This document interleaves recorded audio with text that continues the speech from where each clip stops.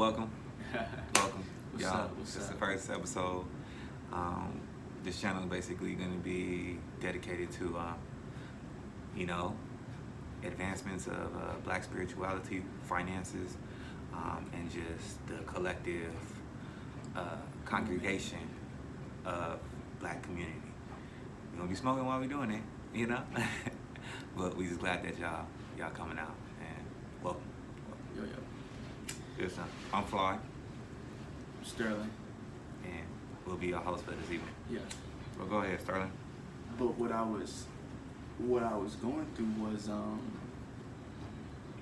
there's like a generational divide, and what the generation previous to us, or we may call baby boomers, or right before the baby boomer generation, what they really don't understand, even with this happened around the 20s, the 1920s, 1929, even with the prohibition of marijuana around that time. People owned their own businesses. People were your name, your surname even related to the type of work that you were born to do. Mm-hmm. You know what I'm saying? There are particular names that say you're a locksmith.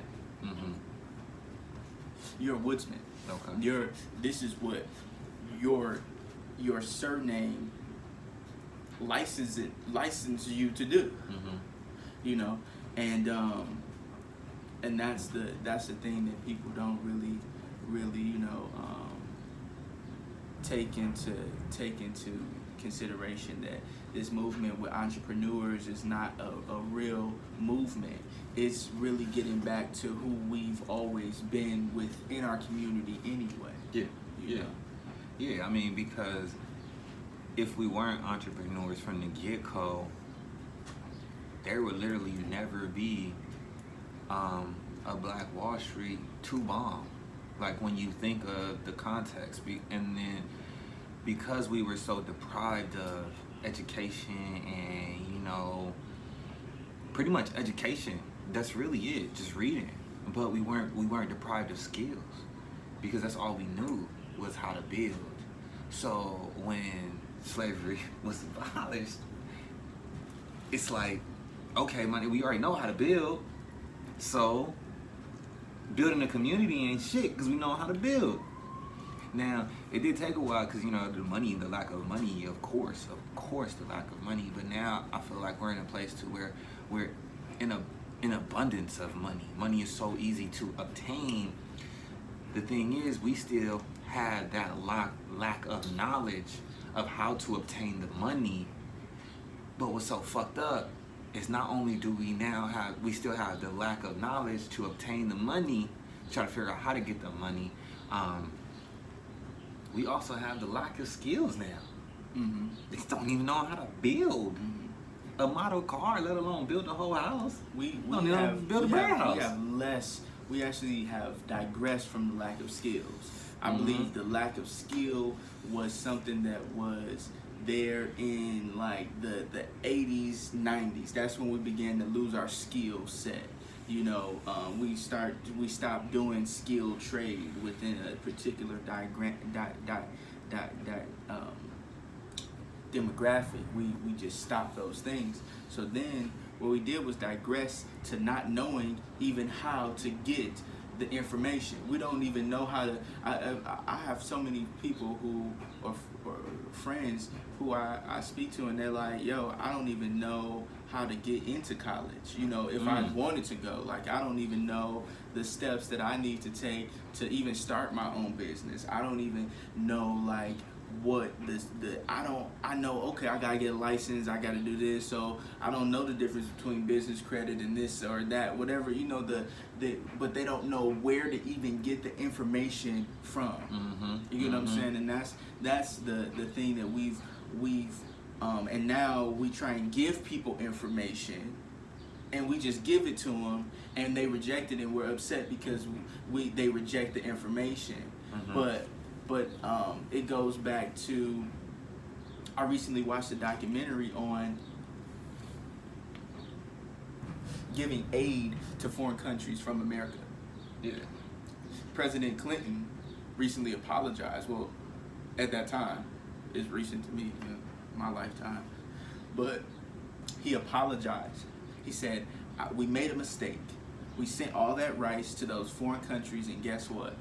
Now the people who feel like they deserve rice, they need rice right now, they can't survive without this resource that we've given them, and they got rice farmers right there in their own home.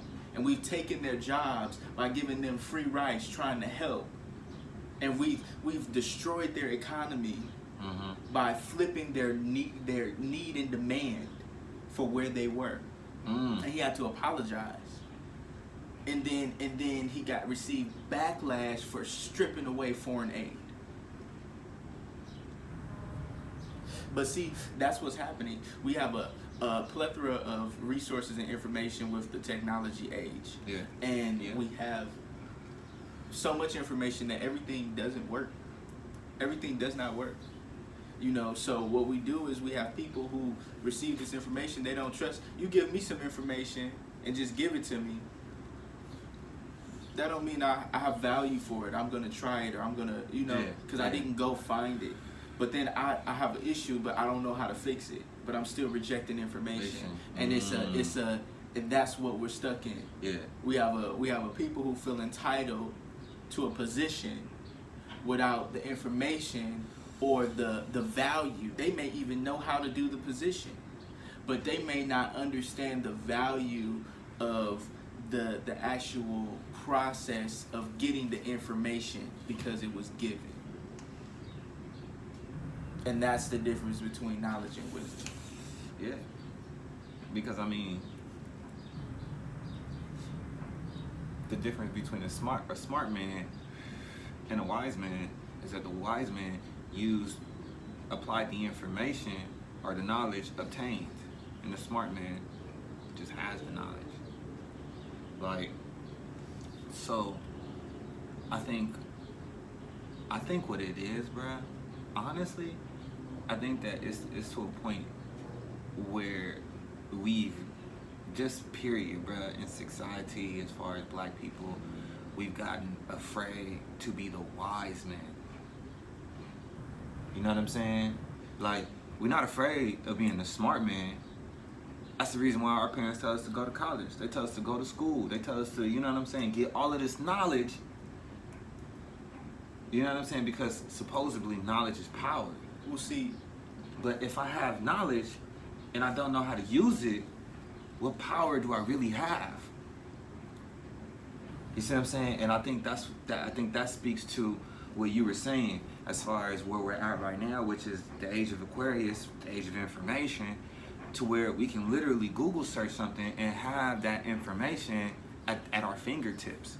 Or somebody can just, like you said, willingly give us that information and we still reject it.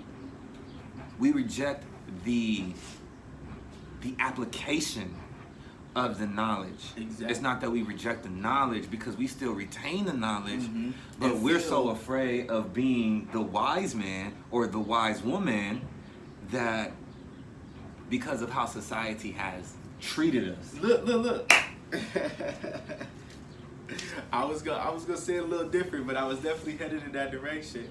It's a society thing, because it's about how wisdom was portrayed to us. Think about all the people who in entertainment who were portrayed as wise. They were always weird or mystical or mystic, and we have that portrayal that in order to have some type of wise foundation, that you have to be some type of mystic, deep type of person, and that's really not the case. You can have a wise consciousness about you and still be relevant to the current atmosphere. You know what I'm saying? Like, you can be, but really the current atmosphere wouldn't be the current atmosphere if people had wisdom.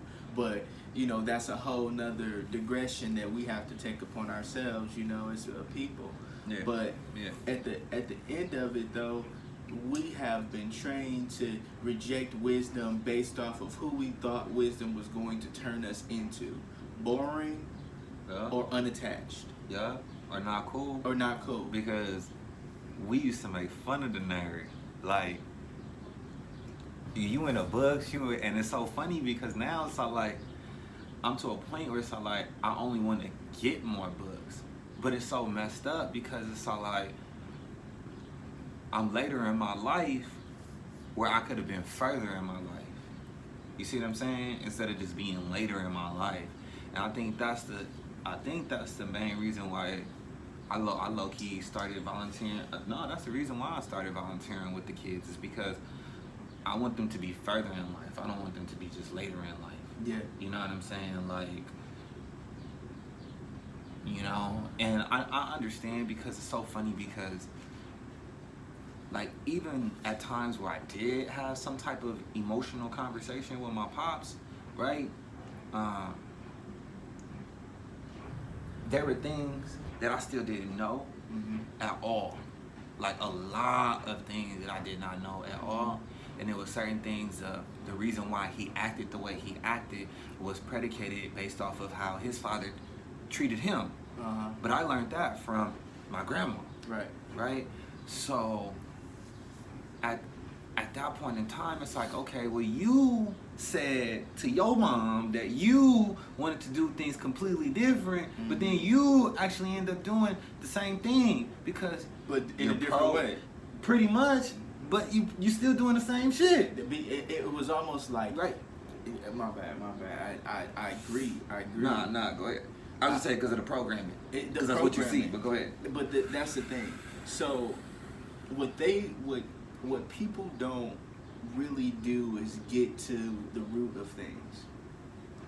And what we have done is, for generations, we have received seeds. So our parents leave us with these seeds. We plant them within inside ourselves, and we go, I'm going to go and do things different. I'm going to do things different. Yeah. And think of a tree. Every tree is different. Yeah. I've never seen a tree that's the same. Facts. But I do know that a pine tree is a pine tree, and that pine tree and an oak tree is an oak tree. So we've been taking these seeds from generation to generations, and we've been staying at these oak trees, these cactuses, or whatever we want to be, and saying, well, I'm gonna lean this way, I'm gonna lean that way, or I'm gonna have 6 branches instead of 8 branches. You know what I mean? And we take on these I always want to call them colloquialisms of our community, and we don't realize the root of what we have done to ourselves to really be who we are. So we never take on the responsibility of change. We just take on the responsibility of different. And people don't understand there's a difference between change and different. Facts. Because I realized that at a point in time, because my son 9, he'll be 10 this year.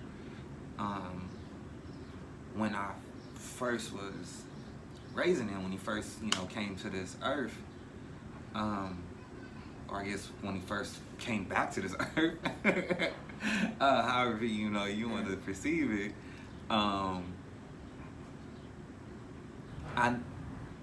Now looking back at it, I was raising him as if my father had raised me, as if his father had raised him. You see what I'm saying? And I had to learn a lot. I had to go through a lot, and my heart really had to be broken. You know what I'm saying? To look at life in a completely different manner in totality.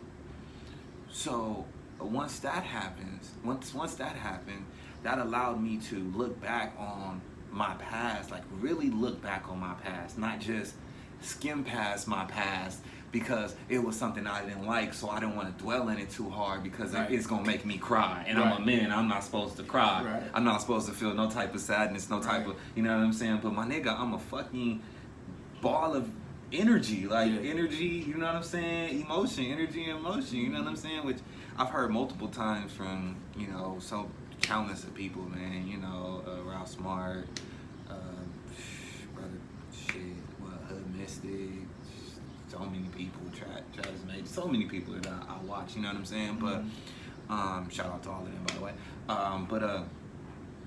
yeah, man, it was just like, how can I deal with all of this energy that I have and place it in the right trajectory to make sure that it's in the right motion, you know what I'm saying? And I'm like, damn, bro, like you're literally raising him, or you're raising him exactly how you said that you didn't want to be raised. Mm-hmm. You know what I'm saying? Like, because of the experience that you went through. And so, my whole mentality had to change. That whole deprogramming was very difficult. Yeah. You know what I'm saying? And like, I think that like we have to make a valid attempt of deprogramming, mm-hmm. to reprogram ourselves, mm-hmm. to have a different consciousness, like in everything, like, you know what I'm saying? Mm-hmm. Because it's like, we don't need to just change our mind, we need to literally change our consciousness. Yeah. It needs to get that deep, because once we change our consciousness, then at that point in time, everything else just changes. You know what I'm saying? Like, everything else changes.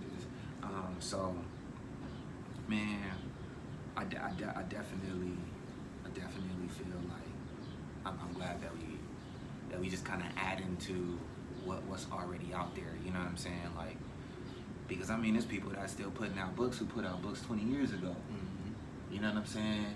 They still just want to add to the content that's already out there to help.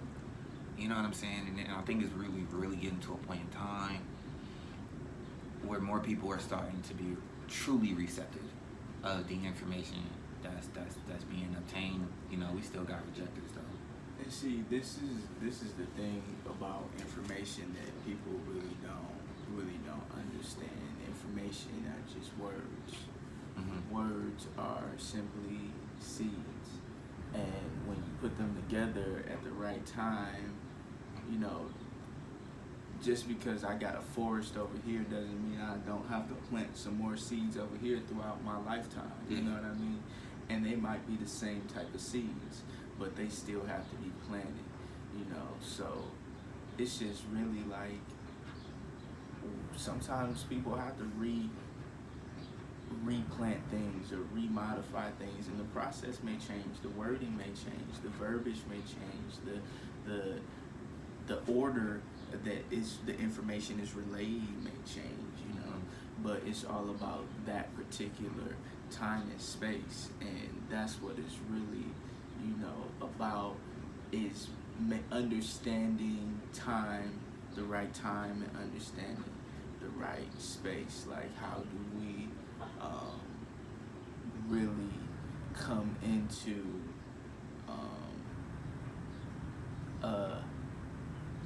okayness about within ourselves, about, okay, I have all of this things going on around me, but I know this is what my ultimate goal is for life. Mm-hmm. So at what point do I decide, if this is my ultimate goal for my whole life, at what point do I decide to then focus on time and space? Do I decide to focus on life rather than all the other temporary things that I feel are more priority but yet temporary? You know, so I think that's really the key, you know, is understanding time and space. Yeah, we definitely gotta understand time and space, man. Because I mean, everything needs its own space. You know what I'm saying? Everything has its right time. You know, to water, to, you know, prune, you know, to pluck, whatever. You know, and it's funny that you use the forest metaphor, because I literally just saw on WeedTube a blind grower, this lady, you know, and she can't see anything, but she grows amazing plants. Mm-hmm. You know what I'm saying? By literally being in that time, in that space as the plant, because she can't see it. So all she can do is literally like feel the plant, mm-hmm. literally smell it, mm-hmm. listen to it, actually feel the plant with her hands. Like, that's all she can do. Mm-hmm. That puts her and the plant in a different time and space, mm-hmm. together. Mm-hmm. You know what I'm saying? And then it develops something beautiful, and she does it over and over and over and over and over again. Right. Same thing like you said, you may have to replant the same seed at a different, you know what I'm saying, at a different space. Mm-hmm. You know what I'm saying? But like, so I think that we definitely need to treat, I guess, everybody like, like plant. Yeah. Is it, and that's why I think it would like I was gonna say, I think it would diffuse a lot of the tension that people have, that people breed between each other in regards to vibes or whatever, you know what I mean? Because people take a lot of offense to other people being in different places or different spaces and feel that their place or space right now in life is the final, like, this is the vibe, you know what I'm saying? Yeah, Even though yeah. you're always gonna change and grow, they're like, this is, if you're not like this, then, I can't mess with you, you know what I'm saying? But it's really, that's, our wall of division in between each other, because really, everyone is really just standing in a time and in a place within themselves. And I think if we better identify each other's time and space within the same circumference of time and space, that we will better understand how to withstand each other. Yeah. Facts. Man. Definitely. Man, we definitely gotta do that. I guess I kind of wanted to also add that I don't know who said it. I don't know why. I can't remember why. I can't remember his name at the moment. But he had said the quote with the plants. It's like, if you like a plant, if you just like a, or I'm gonna paraphrase it because I know I'm a butcher it, but if you like a plant, you'll just like. If you just like a plant, you'll pluck it. If you love a plant, you'll water it. You know what I'm saying? So like, we definitely need to continue just to water each other. You know what I'm saying? And be okay with the time and the space that it grows. Don't rush it. Don't rush ourselves. Don't rush the relationship between each other. Even if it's just a friendship, type of relationship, or just, like you really think that you might want to be with this person, type of relationship. Just don't rush it. Like that's kind of, I guess that's one thing that I learned. Like, I rushed it, and I stopped watering. I rushed it and I stopped watering, and that's bad. And that's death. Right. You know what I'm saying? Yeah. You rushed it to die. So, but yeah, man, definitely. I was definitely in this this conversation today with just water your plants, man. Water yourself, and just enjoy the time and space that you're in, and know that it's not the end all be all. We still got more work to do, and we'll do it together. For sure. Wherever you at, it's okay. It's just about knowing where you at and how to make a way. That's it. Well, we'll catch y'all next time. Appreciate y'all tuning in with us. Peace. Peace.